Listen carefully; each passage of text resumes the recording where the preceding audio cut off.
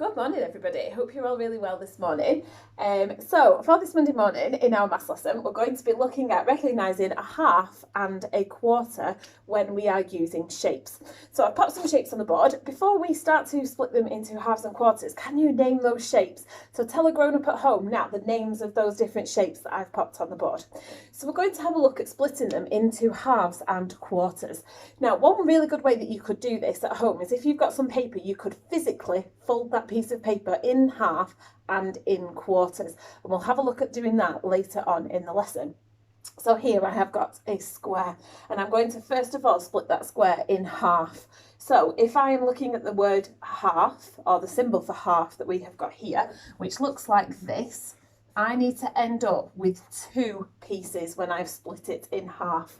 So I'm going to draw my dotted line all the way down the middle of that shape, and I've split it because this is one half and this is the other half.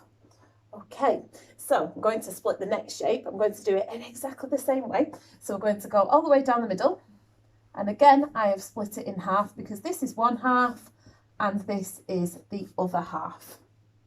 Okay, moving on to the triangle. Do we think we can split the triangle in half? So have a look at it, see if you can work out which way it needs to be split in half. So going exactly the same as we have done for the square and the rectangle, we're going to go from the top all the way down with my dotted line, and we have split that triangle in half. So we have half here and we have half there. Excellent, well done everybody. So moving on to the next shape. I'm going to split this one in half as well. I'm going to split it going across the middle this time. So my half is in the middle. So I'm going to put half at the top here and half at the top there, because we've still, even though we've folded it in a different direction, we've still ended up with two pieces, which is what our denominator tells us. So we've still got two pieces, but we've folded it slightly differently. So same with the rectangle. So I'm going to go horizontally across the rectangle as well. So I've got a line going horizontally, and again this is now half here and this is now half here, because if you remember when we are looking at fractions, so long as we have split the shape equally, then we have created a fraction. So equal is a really good word that we need to use when we are using fractions. And then the final shape that we're going to do is we're going to go across the middle of our circle, and we have got half here and we have got half here. Okay, well done everybody. So I'm just going to move on to looking at the next fraction, which is quarters. Now when I write quarters, our denominator tells us here that we need to end up with four pieces of that whole. So when I've split it in half, I've ended up with two.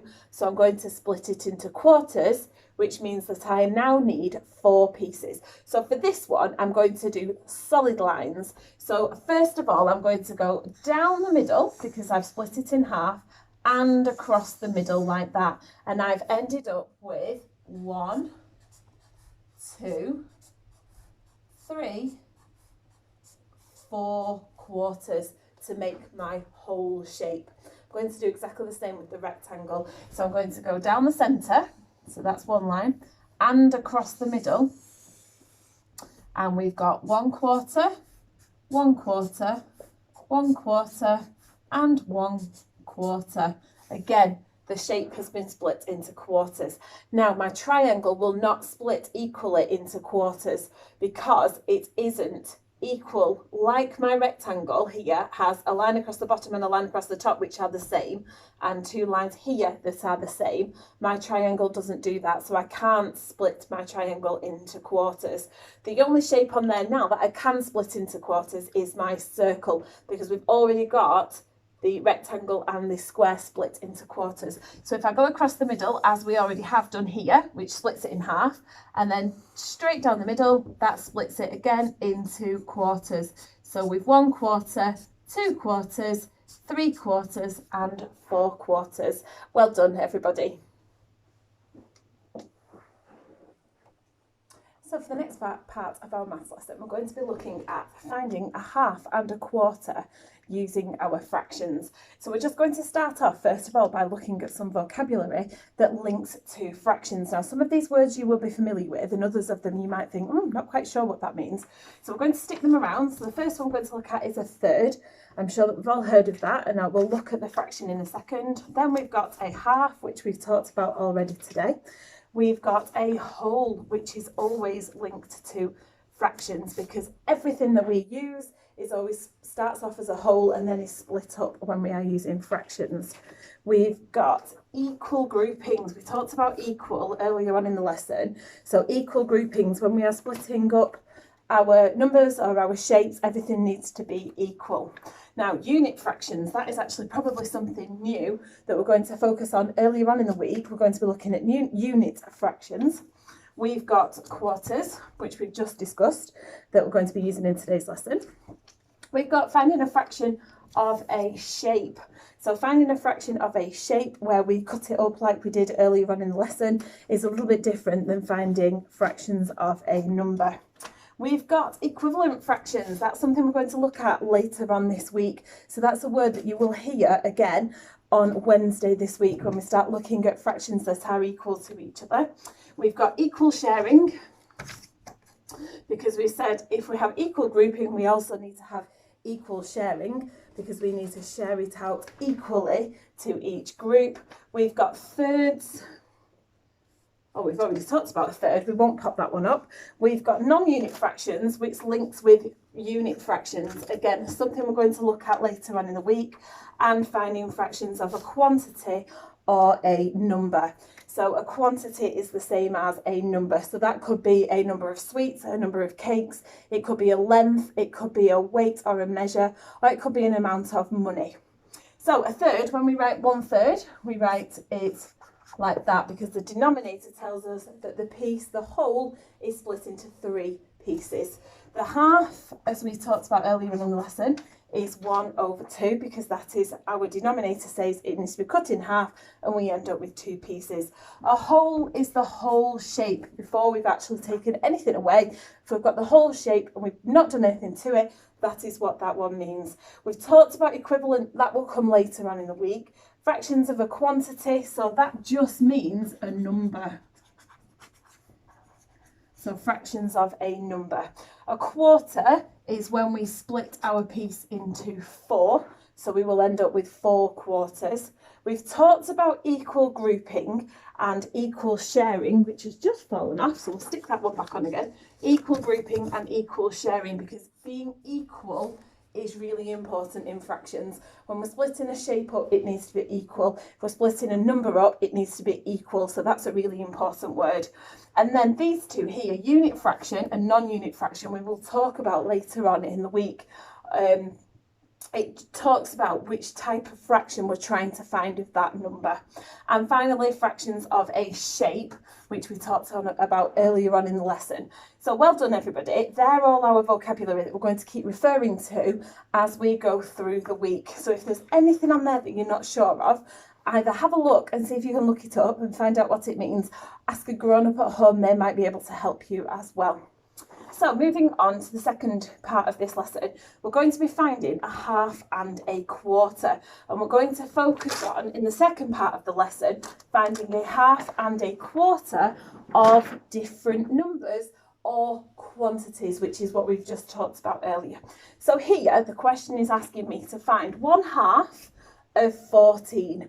So we already know that if we are finding a half, we need to split our whole shape into 2.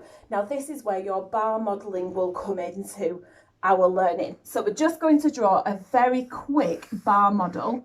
Now it doesn't matter how big your bar model is. What matters is that your half is directly in the middle, so that these 2 pieces here are equal. And we are finding a half of 14. 14 is our whole piece, so that goes at the top of our bar, and we are going to be finding half of 14. So to do that, we're going to be sharing. Now you could share, if you want to actually share something out, you could go and raid the kitchen and try and find pieces of pasta, or you could, if you've got any counters or cubes or anything small that you can use as a counter or a cube that you can count out. Alternatively, you can do it the way that I'm going to do it, and that is by drawing. So I am going to share. Share was one of the words that we talked about earlier. So I'm going to share and then equally this number here. So I'm going to share this number here equally. So it doesn't matter if it's 14 or 20, 16 or 8. We still need to share it equally. So let's count with me. We've got 1, 2, 3, 4, 5, 6, 7, 8, 9, 10, 11, 12, 13, 14. And I can hear you all shouting, "Stop, Mrs. Wood," because that's what we do when we get to 14, because we've only got 14 to share and we've managed to do that. Now, our numerator here is telling us that we only need to find 1/2. So this is where we need to circle 1/2 of our bar model here. So then we count how many counters can we see in 1/2, which is just this bit here. So how many counters can you see there? Let's count them together. 1, 2, 3, 4, 5, 6, 7. So my answer to half of 14 is 7. Well done if you managed to get that one right. That was really good. So we're going to do it again with the next one using exactly the same method. So you've got half of 20 this time. So the only thing that's different in this question to the previous question is how many we are sharing. So we're going to quickly draw our bar model. So again, it doesn't matter how wide it is, just so long as it's split in half. So each side is equal. My total here goes there because 20 is my whole number, and I am going to share that 20 between my 2 because my denominator here tells me I need 2 boxes. So count with me. 1, 2, 3, 4, 5, 6, 7, 8, 9, 10, 11, 12, 13, 14, 15, 16, 17, 18, 19, 20. And we stop there because we've used all of our 20 up. My numerator this time is telling me I only need 1/2. So I circle 1/2 of my number, and I have got however many is in that box. Let's count together. 1, 2, 3, 4, 5, 6, 7, 8, 9, 10. So my total for my answer of half of 20 is 10. Well done, everyone. Excellent. We're doing really well with this. So let's move on to 1/4 of 16. Now this one is slightly different because instead of it being 1/2, it's 1/4, which means my bar is going to look a little bit different. So I'm still going to draw my bar across. And again, it doesn't matter how wide it is. We still need our whole number, which here is 16, but instead of splitting it in half into 2 this time, I need to split it into quarters. So I'm going to split it into 4 equal quarters, of which then I'm going to share my 16, because it's 16 here that needs to be shared between those 4 boxes. So count with me. 1, 2, 3, 4, 5, 6, 7, 8, 9, 10, 11, 12, 13, 14, 15, 16, and we stop there because 16 is my total. And then my numerator is asking me for 1/4. So I circle 1 box, and in that 1 box, I have got an answer of 4. Well done, everyone. Brilliant. Right, final one that we're going to do together, and then you've got some to practice on your own. So this one says 1/4 of 8. So again, if we look at it in comparison to this question here, everything's exactly the same apart from the 16 and the 8. So we're going to do exactly the same. So I'm going to draw my bar model first. I'm going to put my 8 as my whole number, and I'm going to split my bar into 4 equal pieces. Excuse me, and then I'm going to share my 8. 1, 2, 3, 4, 5, 6, 7, 8. And I stop there because that's my 8 used up. My question here is asking me for 1/4, so I circle 1/4 and my answer is 2. Absolutely brilliant, everybody. Well done.